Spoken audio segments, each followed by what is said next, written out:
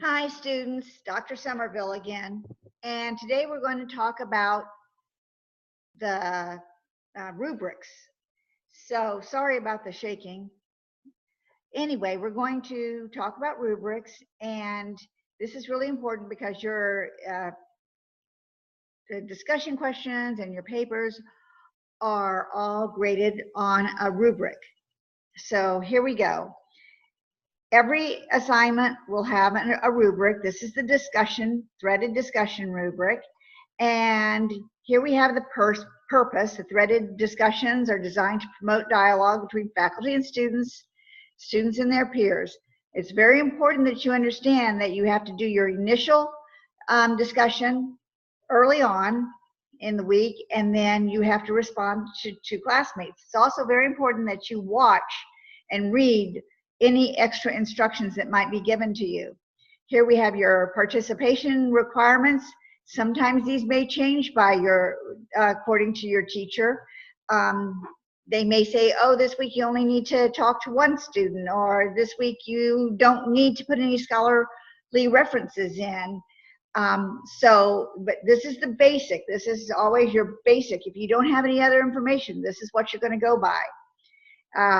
It's very important. Discussion questions cannot be late, because if they're late, then you're not a part of the whole discussion.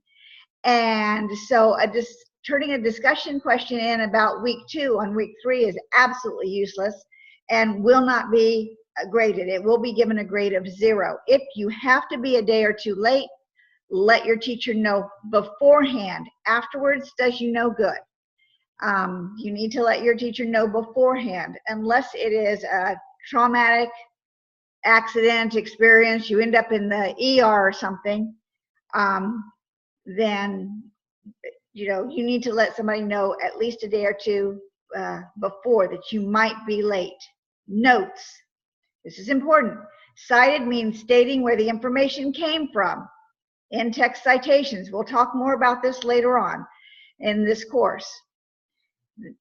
The important thing about in-text citations, and that's part of doing your research, and therefore what this helps you do is synthesize and analyze the material. Therefore it tells us that you have read the material, you understand the material, and you can tell us what that material is saying in your own words. But you still have to give credit to the person who originates with the idea. Assigned readings are those listed in the syllabus or in the modules as required. This could be textbook readings, this could be articles, required websites, extra books in some classes. Scholarly sources, we're going to talk more about this and go through this later. And it's a very important thing. You cannot go to the Wall Street Journal or the USA Today or I don't know, Porsche 911 magazine my husband would go to, and come back and say, oh, this is scholarly information. You've got to let us know that you are getting this information through research, and that it is research-based information. So this means your journals. You have discussion criteria, introduction, initial response, scholarly evidence-based practice, participation, academic writing, very important. You can lose a lot of points on academic writing. Your participation, again, and the total points for participation. This part's very important to look over and understand. So up here, an A is a 93% to 100%. That's the highest level of performance. A B is very good, but you've missed something. You address most aspects of the discussion question, but you're missing something. Maybe your support's not very good. Maybe you're not responding to your classmates. Maybe you're not putting in a reference to one of your discussion questions.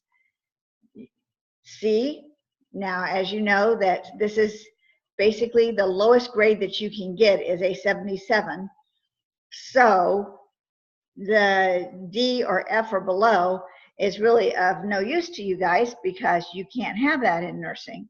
However, we did put this into the rubric so that you would understand what needs to be, or what the increments are for making the better points. So this is your rubric. Read it over carefully so that you know what you have to do to make an exemplary or highest level of performance. On occasions, your teachers may add into this a few extra not grade points, but things for you to consider in writing your paper. And so the second rubric that I want to show y'all is the assignment rubric. And please move this window away from the shared application. Okie dokie, I'm going to get rid of this one. Oh.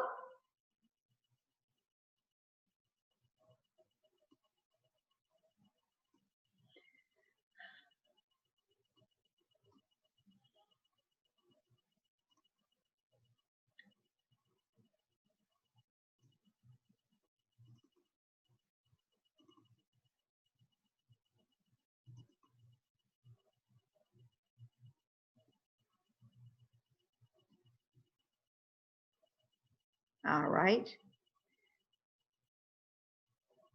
We are back online again, so to speak. This is your criteria for your essay papers, your capstone project paper, eventually when you come to the end of your course. Now, for some reason, I wrote this backwards. I may have to figure that out later. And I want you to notice we have all this will be done in APA form.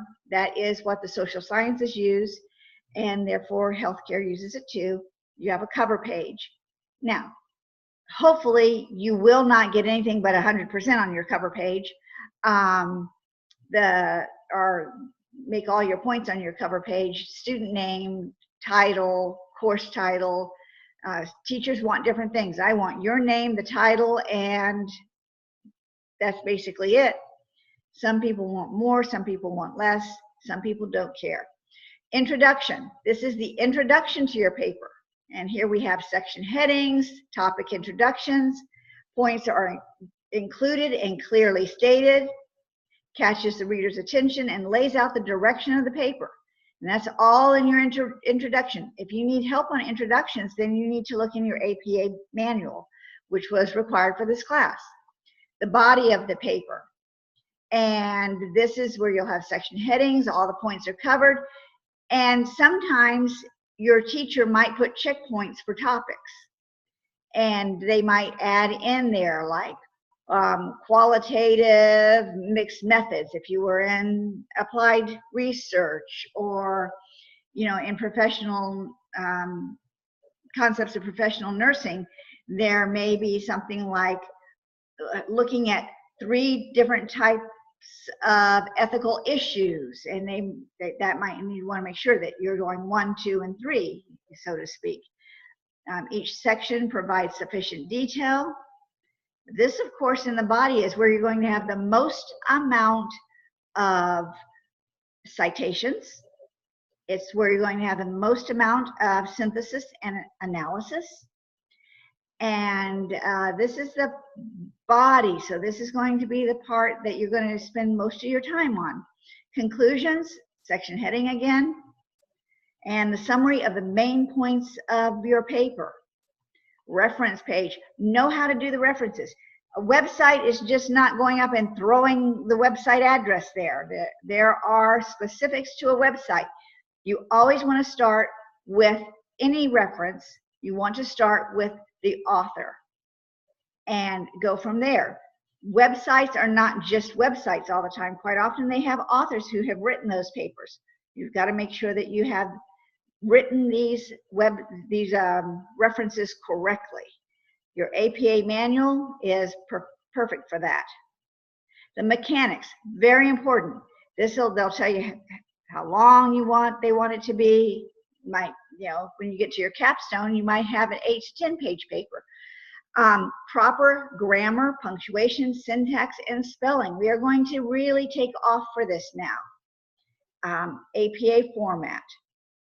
And this you have to learn to be a professional writer. You have to learn how to use proper English. You can't send an email to one of your superiors or to administration and have it full of cliches and misspellings.